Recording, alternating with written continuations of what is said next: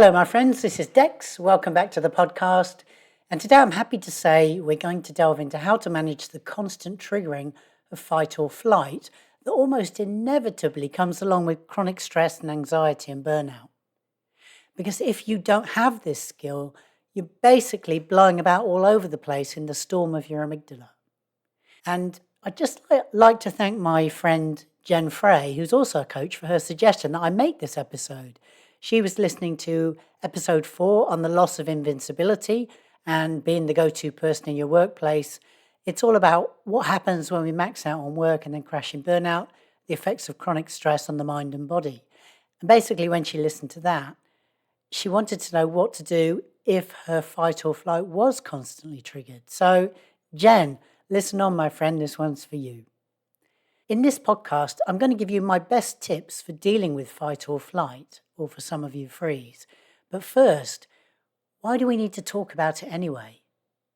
And really it's because fight or flight plays a very important role in the dynamics of burnout. It's part of how really excellent people, like you and me, are brought to our knees. This is how we get into trouble. A perfectly useful fight or flight response blows out in burnout, and I'm going to really lay out for you here how that happens. Fight or flight burnout style looks something like this.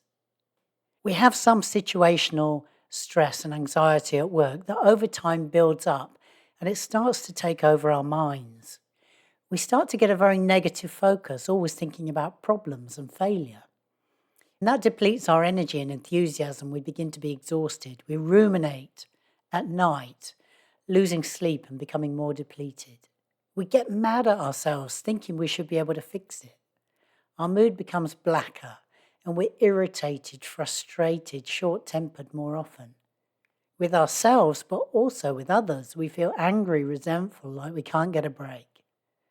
Our relationships with all and sundry are affected, inside and outside work. We start to feel under siege, and then we withdraw. And if people come after us, we sometimes bite back a bit defensively. I think you know what I mean there. Or sometimes just out of sheer frustrated exhaustion. All the while, our energy and usually our performance are sliding downhill. We're feeling very bad about that, trying to work harder to fix it. And many of the moving parts of burnout are actually closed loops, leading finally to a state of hopelessness, despair that anything can or will improve. Does any of that sound familiar? Did you hear anything there that relates to your personal experience? If you're in or near burnout, my advice is always to get help, because burnout, even though it starts out episodic, deteriorates over time and finally becomes constant. In burnout, there's a cyclical repetition of chronic stress, anxiety, and depletion that basically keeps us in fight or flight for prolonged periods, more persistently, and ever more often. So let's look at how that works, because it's super helpful to understand this. So first, we have an anxious thought. Perhaps we're worried we can't get a job done on time. In reality, getting the job done on time might not be a life or death proposition. But if we're already maxed out on anxiety, it's going to seem catastrophic, the last straw. And that thought will trigger our amygdala to produce adrenaline because it assumes that we're in danger now. The amygdala can't tell the difference between anxiety, which is fear for the future, and ordinary fear for something that's happening now. So it reacts as if the consequence of not getting the job done puts us in actual danger right now. It triggers stress hormones, adrenaline and cortisol, and we go into fight or flight. Our body reacts to those hormones by shutting down non-emergency functions, such as digestion, procreation, immune system, growth, rest and repair, sleep, conversational hearing, advanced cognitive function, building new memory, and so on. Then it uses those same hormones to speed up our heart rate and breathing, send more blood to our muscles, increase blood pressure, dump sugar in our bloodstream to give us more energy, and keep the amygdala alert to further threat. And when you think about all those reactions, they make perfect sense if a tiger is about to wrap its teeth round your head.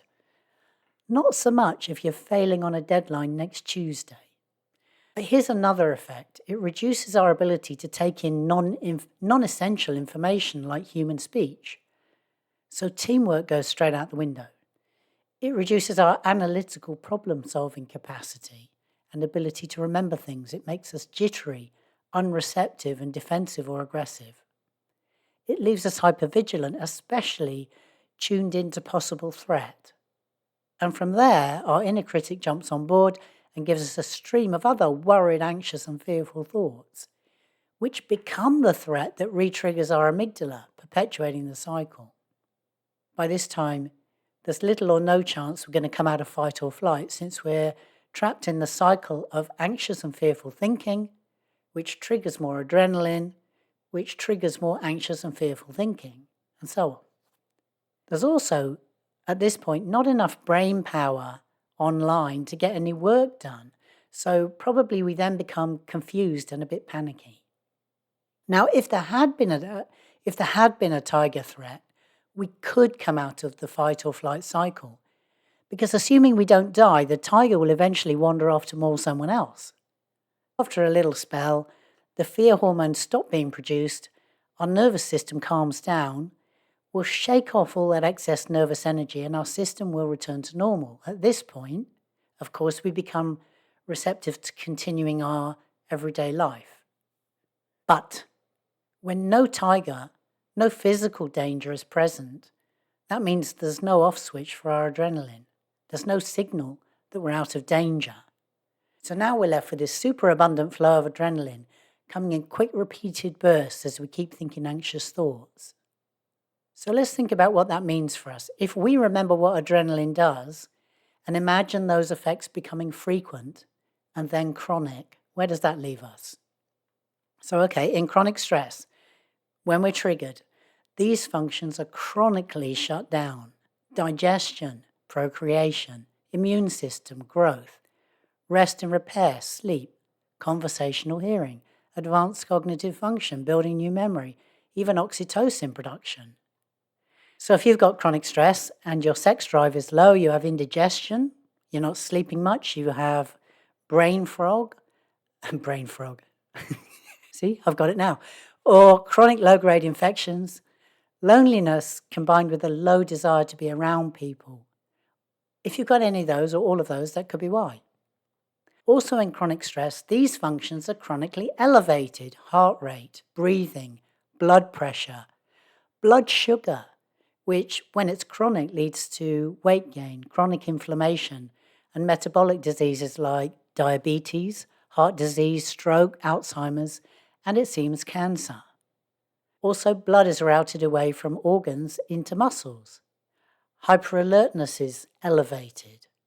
Aggression, aging, of course, which speeds up under chronic stress. And for an example, I think of myself as a triathlete.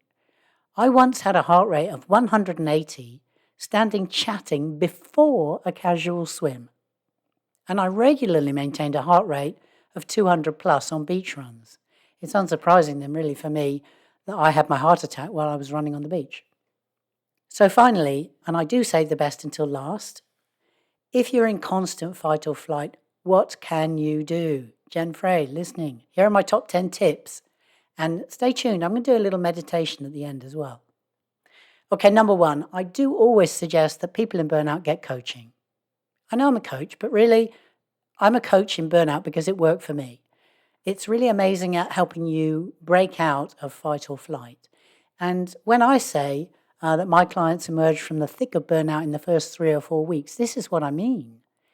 They turn their adrenaline response down and start enjoying themselves a bit. 2, I encourage you to notice and recognize when you're thinking an anxious thought that there's no immediate danger, that you're just in an anxiety loop. If you can step back and become aware of your brain's reaction to events in your life and just see that as thoughts that seem protective, but in this case aren't, you start to regain a little perspective and therefore power. Number 3, step outside the workplace if you can into the fresh air. Let in a new experience. Listen to different sounds. Feel the air on you.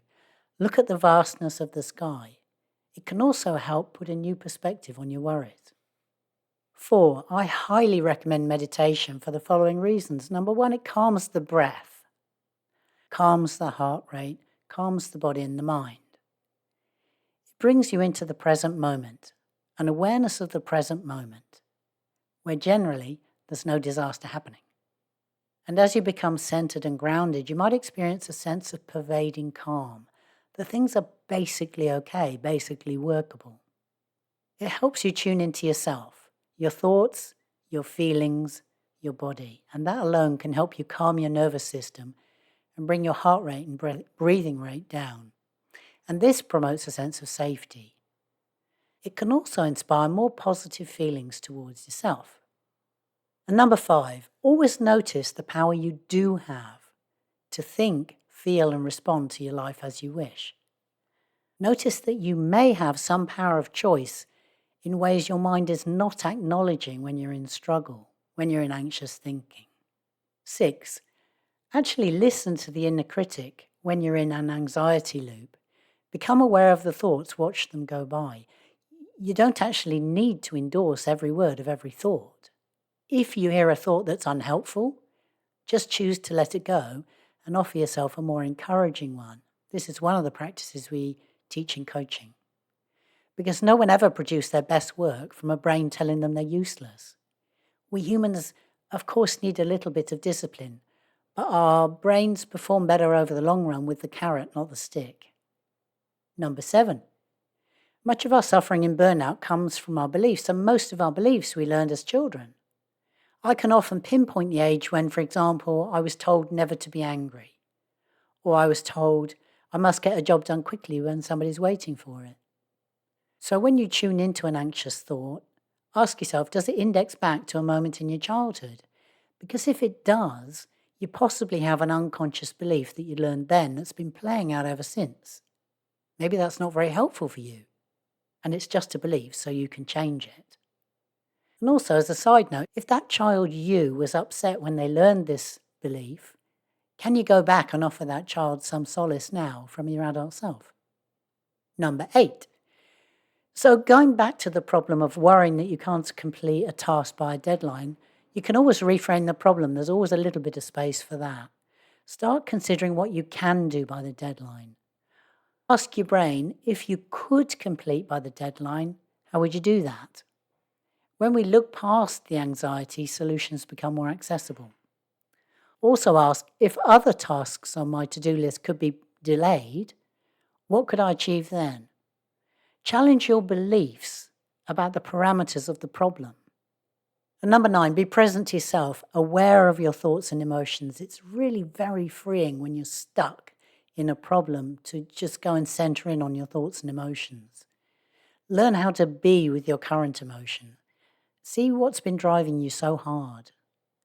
And notice that your feelings are just energy in your body. Letting them be is always an option. If you accept and observe them, for example, in meditation, they're basically going to pass through your body and disperse anyway. And 10, lastly, in everything, I always suggest you be your own champion. Decide to love and accept yourself just as you are. There is no greater power than this. After all, anxiety is just what humans have. It's no biggie, right? It doesn't really matter. So that's my 10 tips. And what I'm going to do now is I'm going to offer a quick and simple 3-breath meditation. And please, I think it goes without saying, do not do this now if you're driving or doing anything where you need to focus. Please stay safe. But if you're not, then just pause for a minute. Put your hand on your heart. Connect with your heart. And close your eyes if it's safe to do so. Take a deep breath in and hold it. Sense your energy, the life force filling your lungs. And breathe out slowly, letting your shoulders drop with the breath. Take another deep breath in and hold. Filling your heart with fresh energy. You have a good heart, a good servant, always there for you. Breathe gently out, letting your body relax more. Take another deep breath and hold. And see yourself as a tiny human standing on this earth, this planet.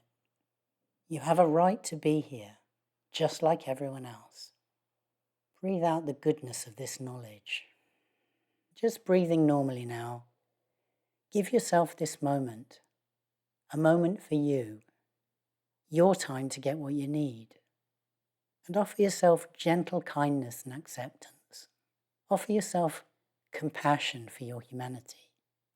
Notice that your heart, yourself, your intentions are basically good. Know that you are perfect as you are. You are loved. And open your eyes. When you offer yourself these practices to counter anxiety, that is an act of self-care that will help you access the peace that you seek.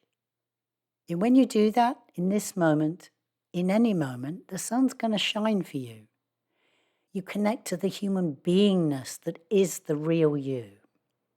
And then, better sleep, energy, mood, relationships, and joy all become possible for you. Even just in those few moments, notice if you feel any different now. And if you do, know that you can revisit that state at any time. Thank you for listening today. Love that you're here. And if you're in burnout, you must come and talk to me at burnout.dexrandall.com. You can book in, and I will see you again.